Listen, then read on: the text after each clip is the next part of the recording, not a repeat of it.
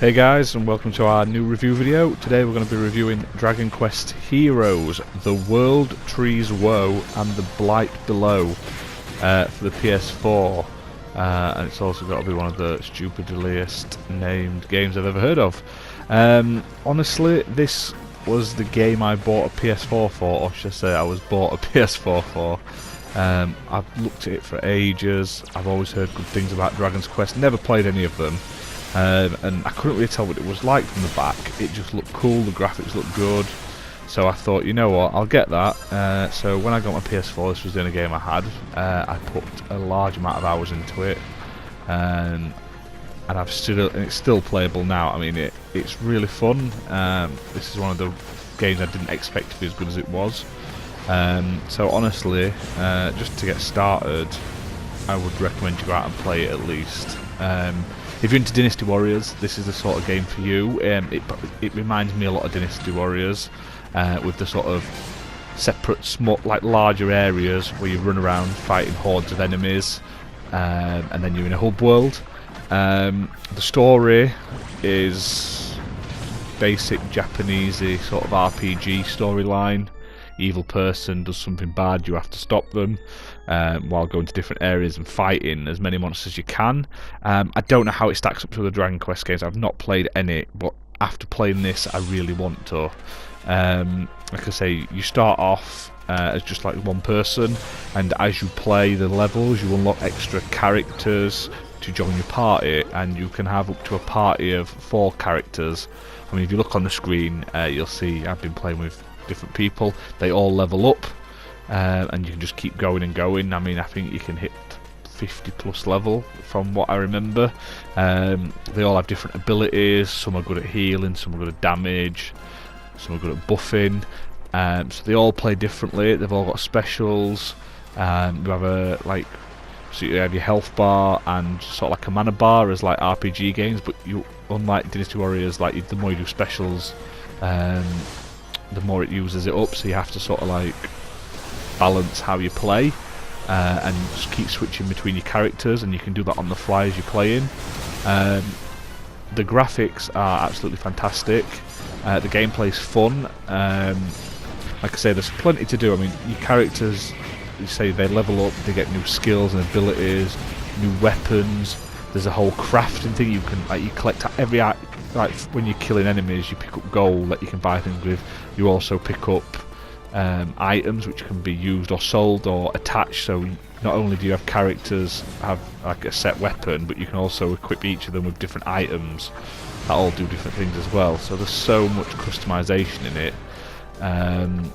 The one thing I did like about the game, however, was the monster side of it. Like when you kill monsters, every now and again they drop like medallions sort of things, and if you pick them up you then can place these monsters down, sort of summon them to fight for you.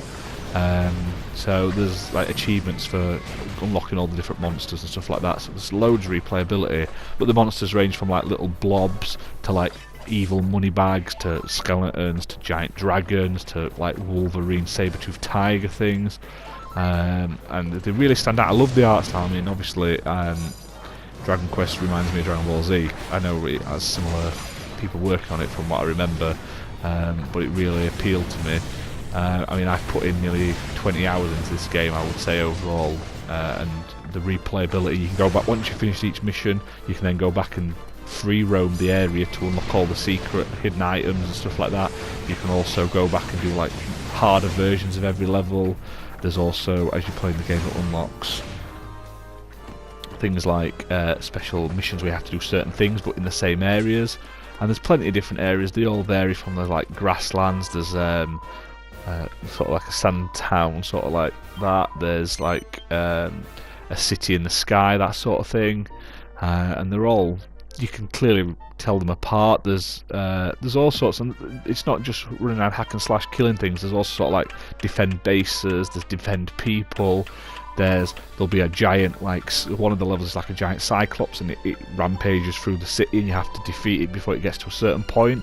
And there's like cannons and all sorts of things like that you can use, like crossbows, giant crossbows, trebuchets, should I say, sort of things to fight. And then as you go through the level, there are gatekeepers who, like, the gates spawn the enemies, and you have to go around and kill them using your attacks and stuff. When you kill them, it seals that gate, vice versa, and when you've sealed all the gates, you can normally get to the end. I must admit, like I say, not knowing the Dragon Quest lore probably didn't help me, but you could just jump in and play either way. My main problems with it, there wasn't many.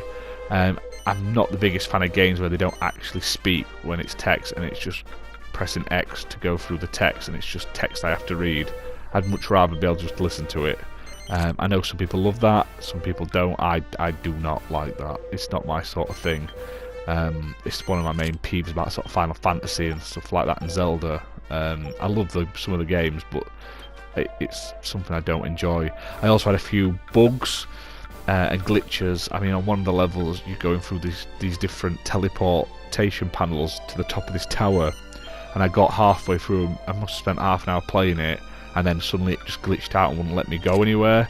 So I was stuck between two floors, which meant I had to like quit the game, quit the level, and come back out. And then it wouldn't even let me like restart the level and do it again. I had to actually switch the console off and reboot the game like that without saving it. So I ended up losing the level, the progress, but it did work in the end.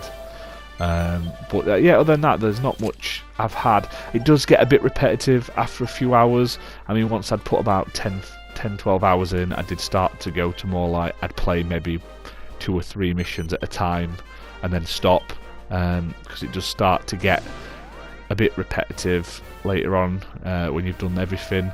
However, if you're into like these sort of games like Dynasty Warriors and stuff like that, you will find a lot in it. It's a lot more in depth. There's a lot more to do than there is with Dynasty Warriors, especially with the group mechanics, because you can always switch your players out between missions. I mean, I think there was about 10 different characters you could have in the end. I mean, I mainly stuck with 4 because I was leveling them up as I played, and I really liked the play style, especially like the king and stuff like that. He was really cool.